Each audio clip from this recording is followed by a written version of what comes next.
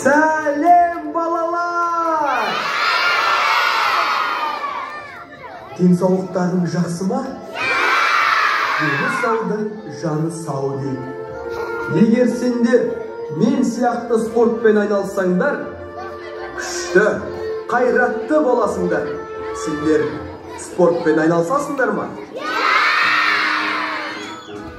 Олай болса, қазір бәріміз бірге дене шынықтыру қимылдарын жасаймыз.